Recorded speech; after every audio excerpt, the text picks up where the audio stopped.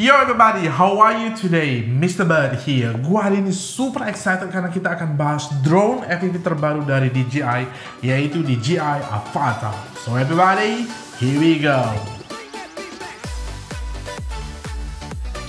Untuk desain kali ini jauh sekali berbeda dengan FPV sebelumnya. Karena desain ini memang desain yang namanya adalah Cinewhoop Style. Nah, bagi kalian yang bingung apa itu Cinewhoop Style, yaitu drone FPV yang relatif stabil, yang gunanya memang untuk ngambil video dengan kualitas yang lebih bagus.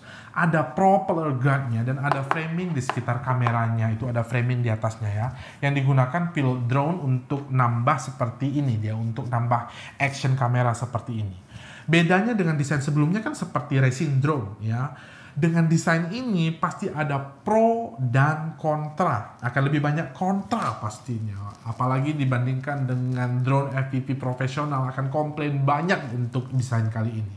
Nah, kalau desain yang pertama itu kan dikritik habis oleh komunitas FPV ya. Katanya keren tapi tenaganya kurang, mudah hancur, susah diperbaiki, kurang kencang ya. Banyak deh, kurang lincah, kurang semuanya. Nah, pilot FPV itu memang nggak ada puasnya. Namun kali ini DJI buat desain ini yang menurut gua sendiri itu cakep ya. Kalau lihat dari atas sih ya, desainnya itu bersih dan rapi. Gua sih suka lihatnya, desainnya juga doff ya, warna abu-abu dan hitam. Karakternya si Cinewhoop-nya itu kental sekali. Tulisan DJI di atas kepala modulnya itu juga jelas ya, dimana itu tempat untuk koneksi atau upgrade nanti kamu di komputer. Nah, nggak gede nih desainnya, cuma compact aja ya, 18 x 18 x 8 cm. Beratnya juga 410 gram. Cukup ringan lah untuk FPV. Padahal ada bulatan, ada 4 bulatan itu propeller guard, itu yang kita singkat itu prop guard aja ya. Jadi kalau dilihat dari desainnya sih ya, gua nggak melihat banyak sensor seperti seri Mavic.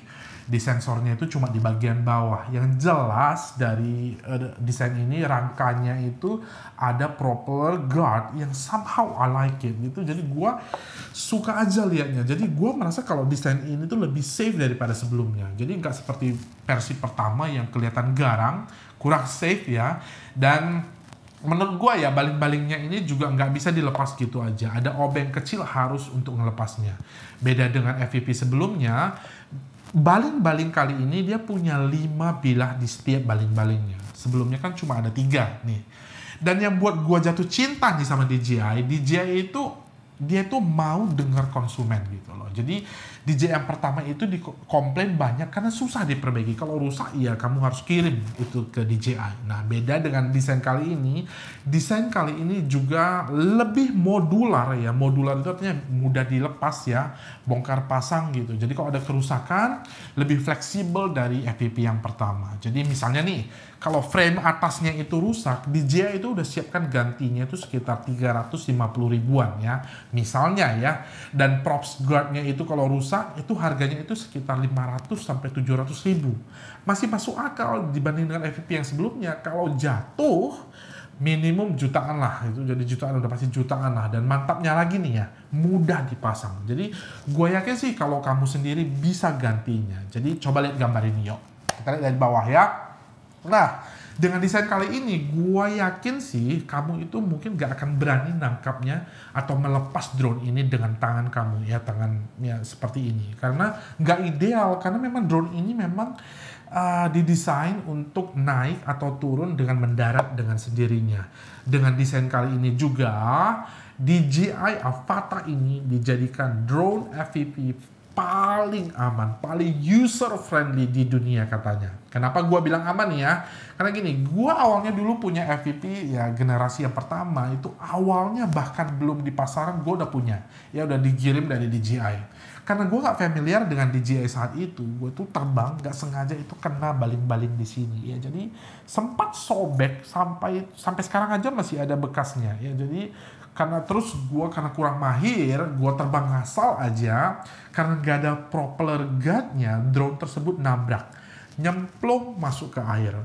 Jadi sebelumnya awalnya itu gue mau buat video FPV di awal channel ini. Nah, karena FPV-nya nyemplung, gak jadi deh buat videonya. Nah, dengan desain kali ini nih ya, kalau nabrak nih menurut gue ya, kalau dia nabraknya sedikit saja itu nggak langsung jatuh gitu. Nabrak orang juga mungkin nggak akan, kulitnya itu nggak koyak atau nggak motong kulit gitu. Jadi kamu ingin cari drone yang relatif aman, bisa di dalam ruangan, stabil, bisa ya versi Cinewoop-nya. Jadi kamu bisa beli drone ini ya karena memang relatif aman ya.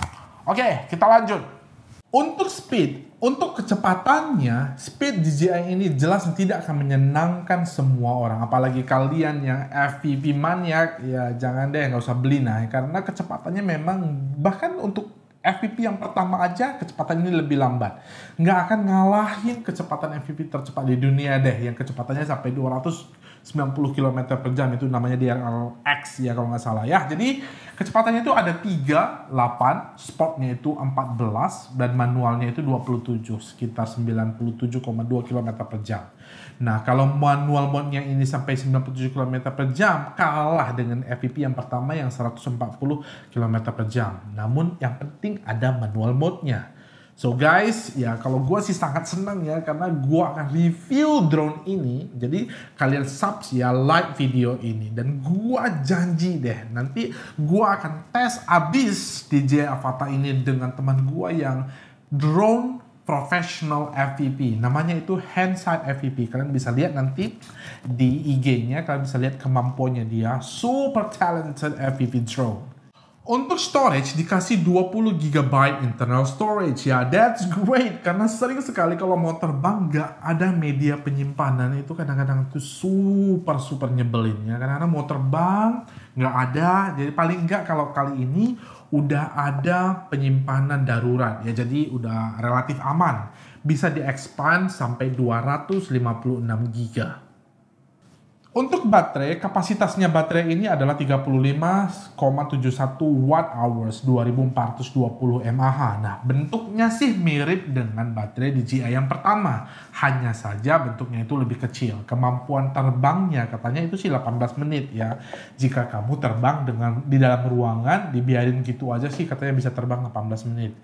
Ya nggak ada lah orang terbang seperti itu. Nah, kalau kamu mau terbang ini kesana kesini, apalagi dengan manual mode, ya sekitaran 10 menit lah. Kalau untuk FPV ya itu udah cukup keren. Ya apalagi kamu ingin terbang lebih lama, kamu harus beli baterai tambahan. Nah, satu baterai tambahannya itu sekitar 1,6 sampai 2,2 juta rupiah. Jadi cukup mahal. Apalagi kamu ingin terbang beli beberapa baterai, ya siap-siap lah kira-kira dana untuk baterai itu sekitar 4 jutaan.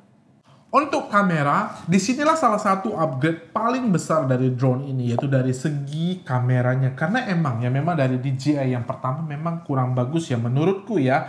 Apalagi saat gelap, hasil gambarnya itu banyak noise-nya. Kali ini DJI akan menggunakan satu axis gimbal. Nah, jadi proses untuk stabilisasinya itu akan banyak sekali. Jadi 1,1 inch CMOS sensor, ISO-nya itu juga di-upgrade banyak sampai 25.600. Jadi kalau low light itu pasti lebih baik ya. Dibandingkan dengan seri yang pertama itu cuma 12.800. Jadi literally double ISO-nya dengan field of view-nya itu 155 derajat. Nah, tampilan itu pasti lebar banget ya. Jadi mini action-nya itu pasti lebar banget. Kemampuan rekamnya itu juga sama dengan DJI Mini Pro yang ketiga. Udah tahu kan video drone itu bagus sekali. Bisa 4K 60 frame per second, kalau 2,7K bisa 120 frame per second. Hebatnya lagi ya, kameranya itu punya horizon steady sama seperti di Action 2 ini. Jadi kamu bisa itu bergerak 45 derajat, mereng pun miring itu tetap kelihatan itu rata. Ya, that's amazing. Bisa ngambil foto itu 48 megapiksel. Jadi overall videonya itu bagus, kameranya itu bagus. So ya, I cannot wait ya. Aku pengen banget untuk coba dari kamera dari DJI ini. Karena memang katanya salah satu upgrade paling besar dari yang pertama adalah segi kameranya. Untuk penjualan, dia ada 3 paket penjualan. Yaitu pertama adalah drone saja, nggak ada controllernya. Yang kedua itu adalah Fly Smart Combo dengan goggles dan motion controller. Yang ketiga adalah ProView Combo dengan goggles yang kedua, yang lebih terang dan teknologinya lebih canggih. Kalau aku sih akan ngambil versi yang ini ya, karena pakai micro OLED, jadi gogglesnya ini akan jauh lebih terang. Antena di goggles ini juga bisa ditekuk, jadi bisa ditekuk ke belakang, jadi bawahnya itu nggak susah ya. Jadi hebatnya lagi, HDR di kacamata ini sampai 50.000 banding 1, sedangkan di sebelumnya itu hanya 600 banding 1, akan jauh sekali bedanya. Dan gogglesnya sendiri itu lebih ringan, 250 gram aja, bandingkan dengan DJI FPV goggles versi yang kedua, beratnya saja itu 420 gram. Jadi pasti lebih nyaman dengan ProView Combo ini. Anehnya, dari ketiga paket tersebut, tidak ada satupun yang datang dengan kontrol standar ya. Dikasih motion controller sih. Jadi jika kamu ingin beli standar controller, kamu harus beli terpisah. Jadi menurut aku sih aneh ya, karena aku sih lebih penting standar controller daripada motion controller. Jadi menurut kalian gimana? Jadi tulis di komen di bawah ya. So everybody, that's all I can tell you about this drone and I'm super excited. Jadi pasti dalam waktu dekat gua janji gua akan review, dan so kalian pastikan subscribe ya. So everybody, I see you again in my next video. Mr. Bird sign out. Bye bye.